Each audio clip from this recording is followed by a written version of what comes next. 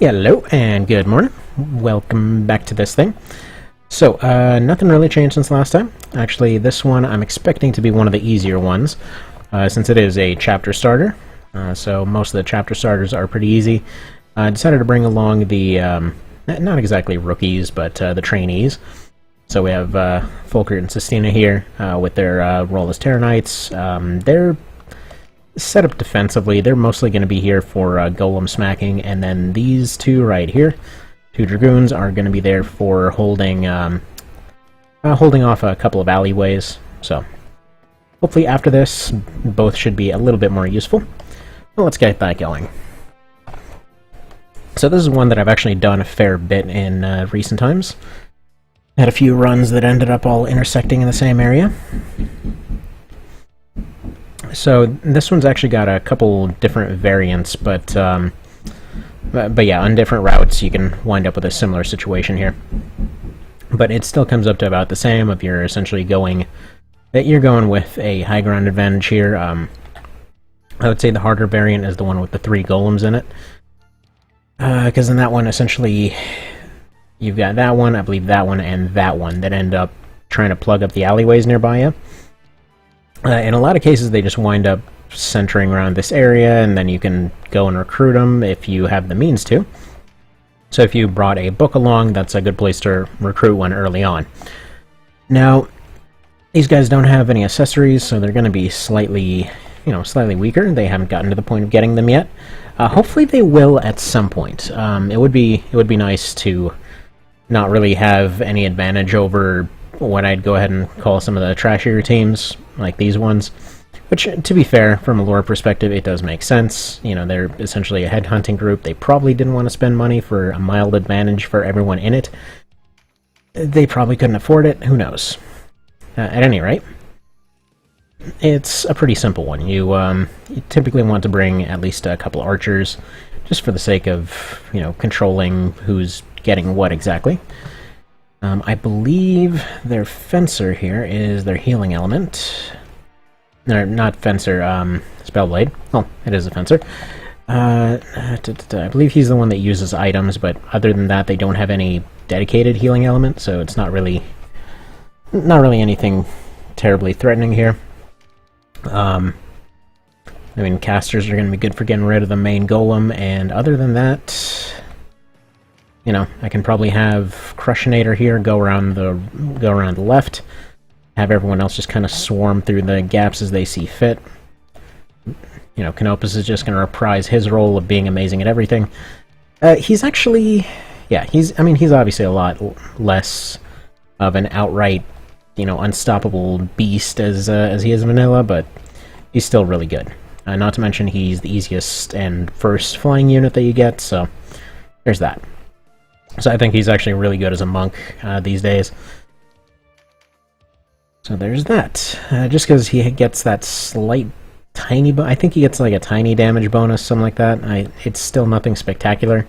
He's not exactly going to be going and, stopping entire flanks by himself. Although that being said, if you can stick him in a little gap, he's also very hard to beat. So unless there's a bunch of casters around doing a bunch of nasty stuff to him, he's perfectly safe. I personally feel that, they're very good at what am I saying? For a lot of your uniques and stuff, I think it's really safe to put them into monk roles. If you need to keep somebody safe, that's the way to do it. They're up there as far as durability goes. Like, if you need to plug a gap, they may not do a lot of damage, but they're gonna do... They're way more sturdy than you might think. So, there's that. Can you do anything? Not anything worthwhile. Alright, you just hang on to your points then. So this is why I was saying these two are pretty much going along for golem smacking. They can still do okay stuff to a golem. Nothing spectacular, but they're going to be fine at it. So, those two are going to be gone, by which point the archer can be gotten rid of, by which point those are going to start trickling in and be gotten rid of, and that one is gonna start showing up way too late to be useful. Especially since the genius decided to bring a short bow on a vertical fight. So there's that. I'm kind of hoping once all's said and done, it would be cool to see them have more like situational awareness as far as what they bring along to fights. Like for example, when you see them showing up with a height advantage and they've got a short bow or something, that actually makes a lot of sense. You know, they're getting that little extra range, but they're also keeping themselves safe from casters. Whereas when they're showing up with a short bow and this kind of thing, it's like, what is your plan exactly, I guess? But, I mean, it could be argued, I guess, that that it's the same thing. You know, they're trying to protect themselves while getting into closer range, but at the same time, why not crossbow, you know? Okay, that's a shame. That guy's doing a very good job of protecting himself, so I guess that answers my question right away. Which is fine. Also, it kind of looked like she hit herself with a meteor, which would be hilarious. So, there he goes, proving me completely wrong on those short bows. Alright, Lavitz is gonna need to back off. He's not necessary here anyway. That still kind of sounds like a fart. Ah, that delicious coffee. Okay. Poke. Why don't you heal her up? So yeah, I was asking about it recently, and it turns out, yeah, Berserkers are intended to have as high of a health pool as they have, just because... Oh, crap, I thought I was going and running into a lag spike again. No, but it's just because they end up using their health for a few of their abilities, so they kind of need it. It's their thing, they just try super hard. Alright, I need Canopus to be taking a turn.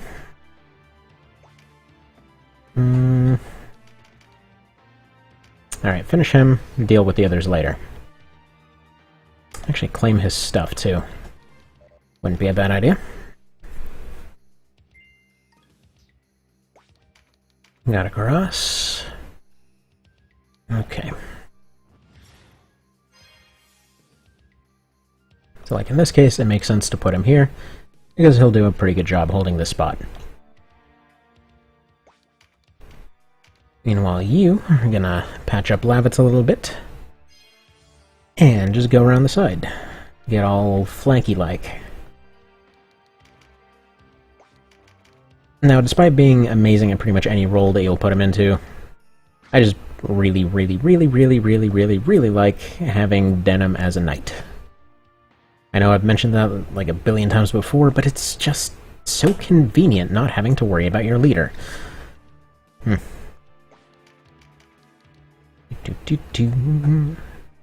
again, it would be kind of cool if there was a mechanic where they're like, oh, if your leader puts himself into dangerous positions, people lose loyalty or something. Or if he doesn't. Which wouldn't make any sense, actually. Is why would he put himself in dangerous positions? Probably the only reason he should ever put himself into a dangerous position is if it's convenient to do so. Alright. So he may have taken out Lavitz here, but he also left himself completely open to being contained. Actually, no, that golem just corrected that problem. So when I'm talking about when I'm saying contained, I just mean whenever somebody pulls ahead farther than they should, and you can essentially block them off from running away. And it's funny because there was a conversation that was going on in the Discord recently that was, it was pretty fascinating, actually. It was... The idea was that somebody was having an issue with one of the fights. And so... It kind of became this thing of, you know, just how many potential options there are for dealing with particular problems. Specifically, stuff like, for example, Zapan seemingly doing way too much damage to that front line and potentially causing it to collapse. As I understand, there was specifically a thing about him taking out Denim. Now, I don't know what the party composition was exactly, but the conversation kind of... I was just saying in this case, you know, that you could potentially just go and silence his TP over and over with a whole bunch of different moves, could potentially, you know, go and just put together Bash and Bash and a Dagger, so that hopefully they get a proc on both, knock them backwards and stick them to the ground. Could potentially do something along the lines of having the casters shut them down with either debuffs or, again, just removing TP over and over. And potentially just remove their accuracy, remove their defense, maybe get a whole bunch of heavier ranged units and just deal with them that way. It was, there were a lot of options. Like, I don't know, it just kind of struck me at the time of like, man, you know what? This mod really gives just such a plethora of different ways to deal with stuff. It's kind of awesome. So, right. He was going to go attack Canopus, and then he changed his mind because he turned Berserk on. Like, wait a second. I would just end up hurting my own guy worse. I didn't really think this through. But that's okay. Okay. He's probably going to get himself knocked out here, but that's alright. Just take a swing. Get a little bit of training in. At this point, the fight's pretty much already won. Realistically speaking, it's just smacking this guy a couple times, having the ranged units turn on him next time. You don't have a kill move yet, right? No? That's fine. Go ahead and stab over your kind of unconscious buddy here.